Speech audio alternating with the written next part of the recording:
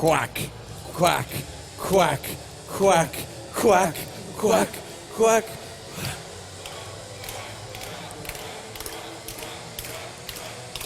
Flying V, the flying Thank God V. for the 80s. Or maybe 90s.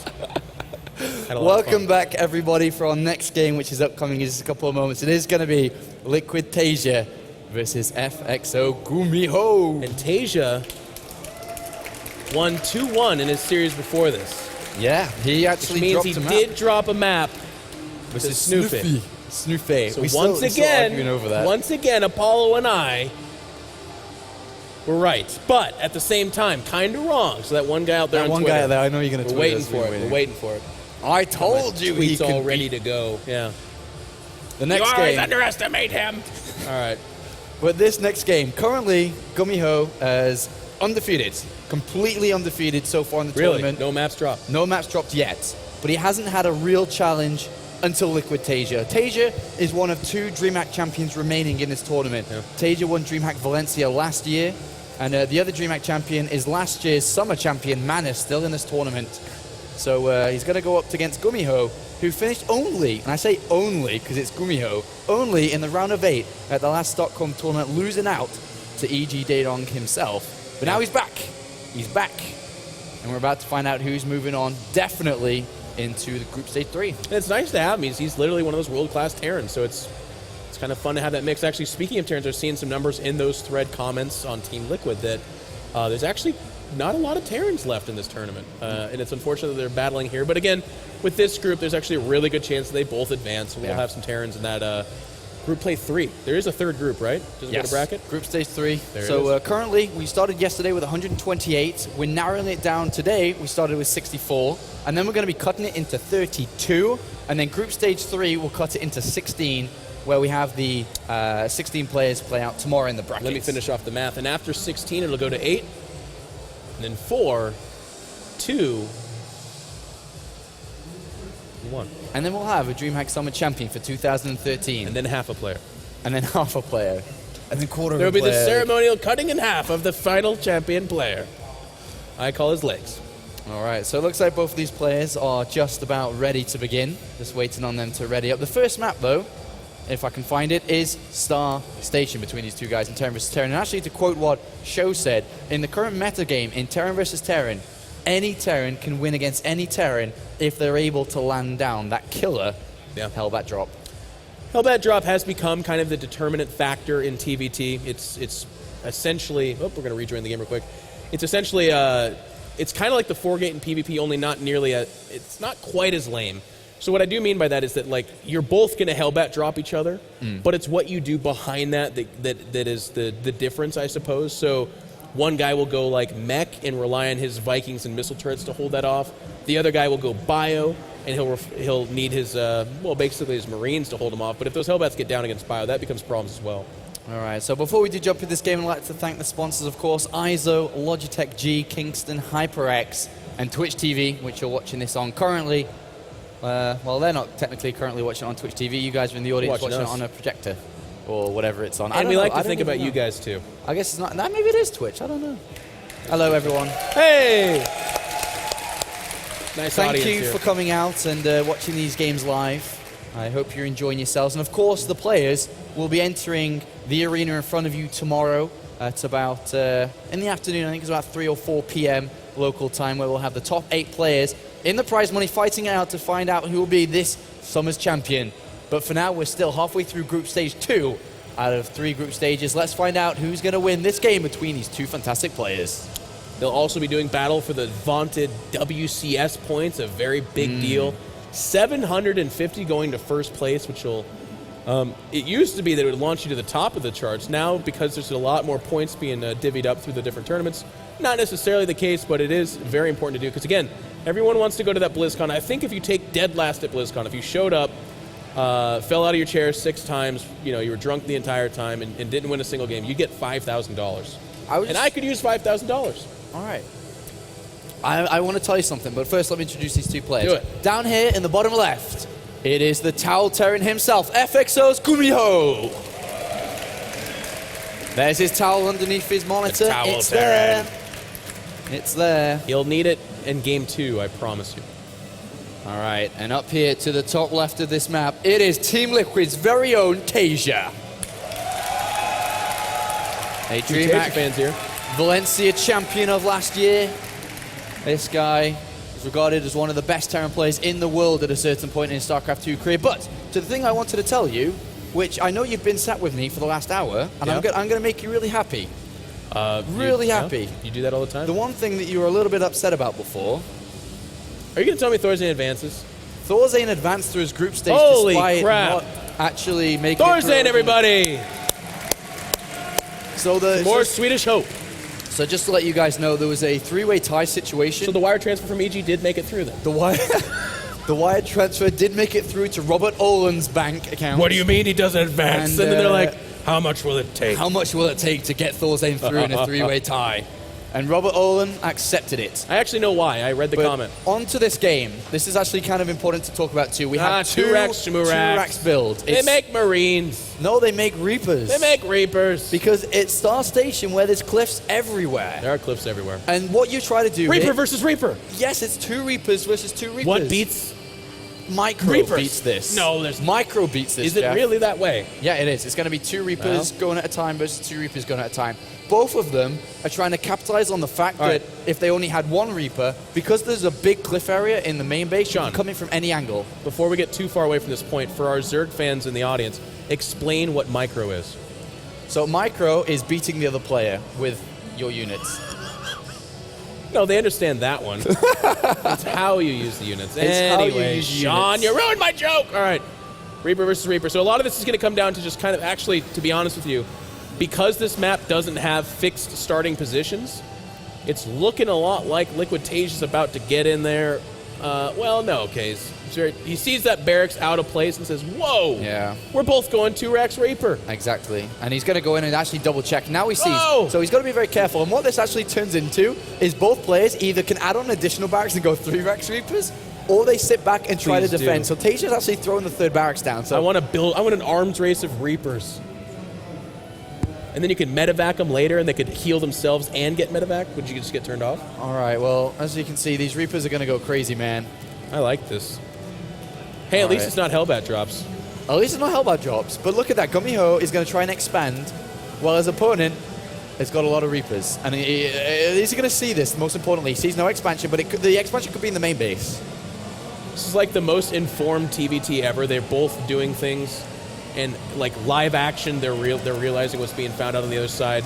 Jokes aside, it is Reapers coming out for both players, Taeja and Gumiho amassing. You can see down there, supply-wise, very similar. And expansion does go down. I believe it was for it's Gumiho dropping his command center. Does Taeja have one yet? Yes, he's going to go with the safer one up in the high ground. 3 racks Reaper coming out though for both players, if I'm not mistaken. And it looks like Gumiho is going to be the one that's going to be a little bit more bold, but also with the later 3rd barracks. All right, well, this game is about to erupt here as the Reapers are about to come in. But I do want to remind you guys out in the audience, at 7 o'clock tonight, there will be Thorzane versus Naniwa going head-to-head for the Swedish Championship to find out who is truly the #1 Swede player.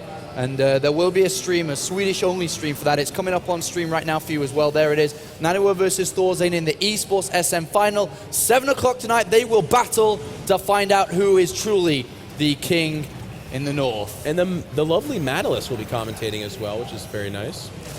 I've actually never in my life commentated Reaper versus Reaper. Yeah, it's pretty crazy right now. I feel like it's A move versus A move, right? Well, the thing is, it is, but it's also high ground versus low ground too. Oh, because they're going to get more shots off. But if that's he's gonna nullified...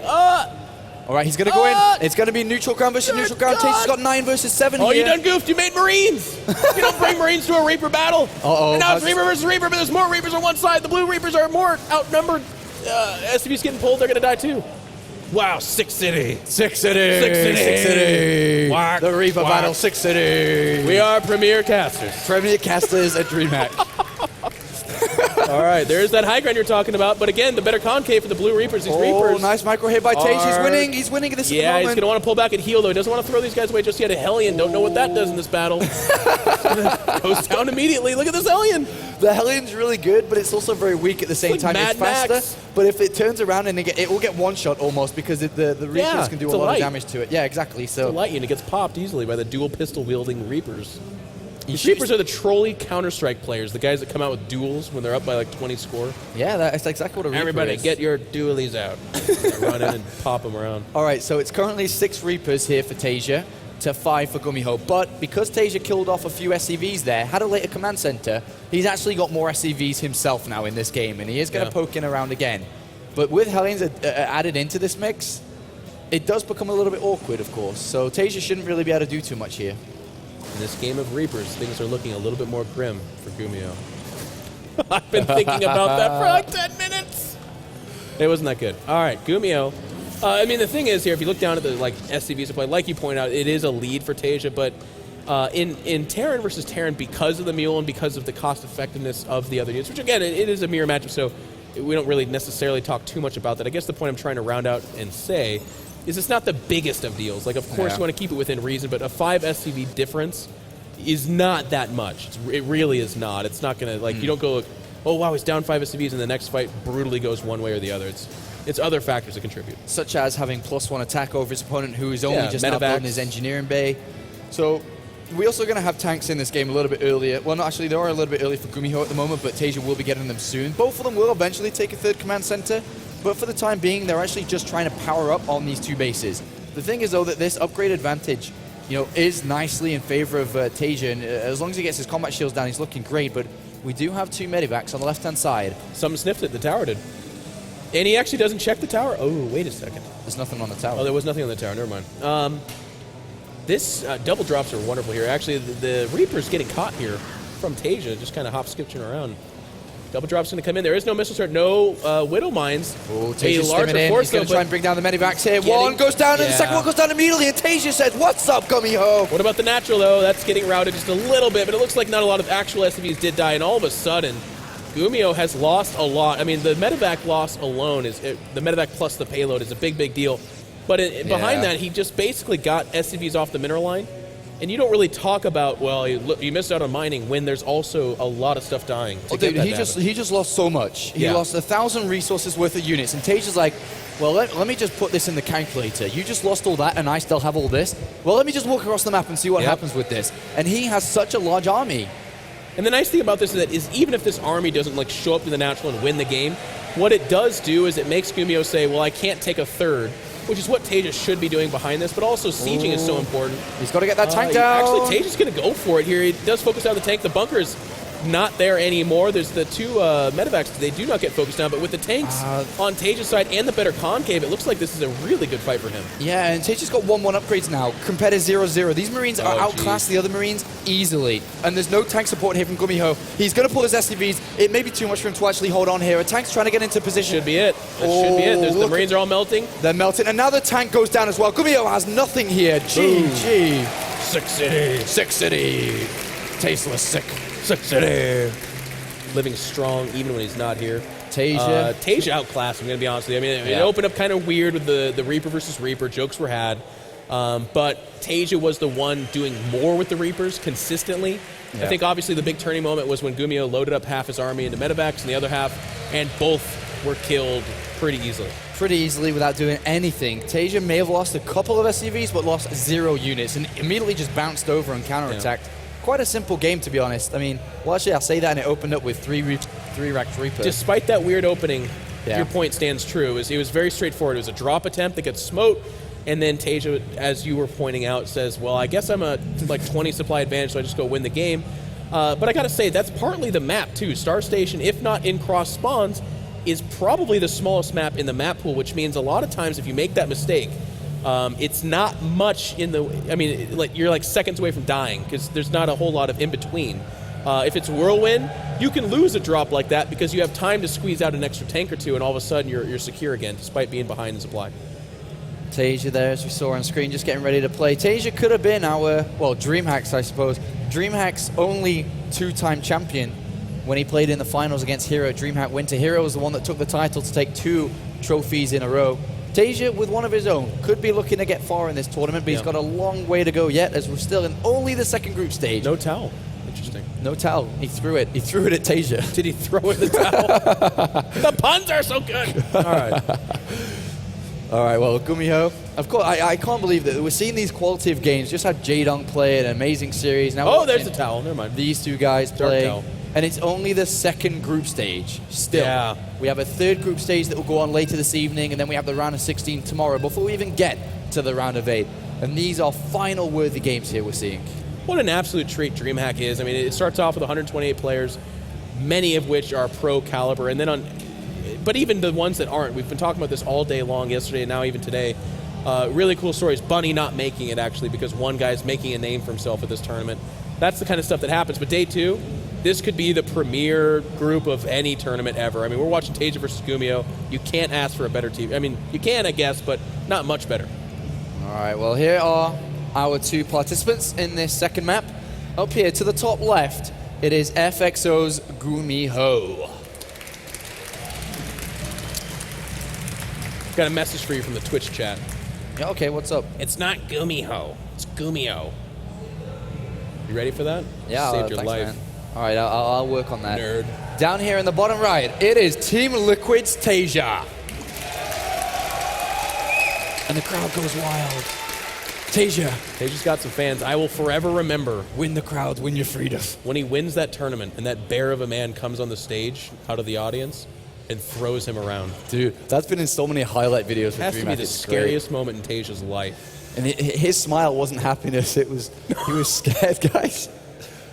And then the other guy comes with a bottle of champagne and saying, "Open this." Now you spray this on people. He's like, I don't understand. It's illegal to chew bubble gum in some parts of my country. That's actually not true, but for the purpose of that joke, it goes through. I do want to say this, though, a little kind of while we're in this time, an interesting story about Taeja is actually, for those of you that may not know, he is one of those players that is struggling in terms of health. He's actually played this game at such a high level and so many times that it's starting to wear his body down, specifically his wrist. So he's actually been treated for that. He's being used in Pro League a lot less just to kind of cut down in the amount of competitions he plays in.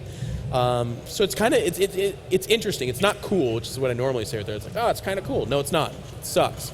But that is part of his persona now. That's what he's dealing with.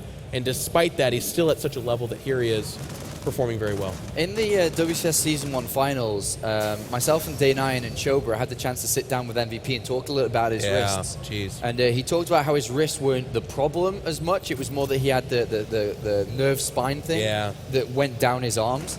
And he said that his hardest matchup was Terran versus Protoss because he had a hard time clicking fast for Ghost to be able to snipe High Templar, which is a very sad story, actually. Yeah, I actually remember that interview, and he was talking also about how, like, when he plays at home, he plays with no music and no sound, so he can hear himself clicking because he can't feel it. That's so crazy. When he plays in competition, he actually doesn't even hear himself clicking. So he doesn't know. He's just guessing, like, I told my finger to do that, but I'm not sure. I hope it clicked. It's insane. It's also, it's one of those things, you know, where, like, people tell you that story about someone get kicked in the junk so hard that they, like, vomited, and then you feel the pain a little bit. I feel that way every time we talk about this because I'm like, oh, jeez. So there's about 50,000 people watching on stream. About 49,000 just went, oh, yeah, Jeff, I agree. Yeah. All right, so we do have from Gumiho here a second gas taken relatively early. So the most likely option from here is to throw down the starport and then go for the armory too, or at least you know, both at the same time. But he has now thrown down 2 Widow Mines. No starport yet, though, which is really surprising. So he's going to have his armory finished quite before his starport. And you called the armory, and there it is. So it's a little bit, like, the longer this goes without the starport, the weirder it gets, to be honest with you, because you don't need or want Hellbats. I mean, there's that starport. So it's not like he's missing out on too much. Yeah, but this actually could be the double medevac for Hellbat drop. Do you think is that? I think what we're going to see is the first medevac will be made, and that will be loaded mines. And then the next one will be loaded, ready for Hellbat drops. And he will ideally switch over the reactor for the starport too. Meanwhile, on the other side of the map here, Taeja is with us. Oh, he's taking a second gas himself now. So I gotta say, I like Taeja's build about, I did the math, 200 times more than I like Gumiho's. Okay. Taeja's not going to be the aggressor. He will not be the one to drop first. Gumiho very safe with the 2 Widow Mines, and then of course the earlier Hellbats.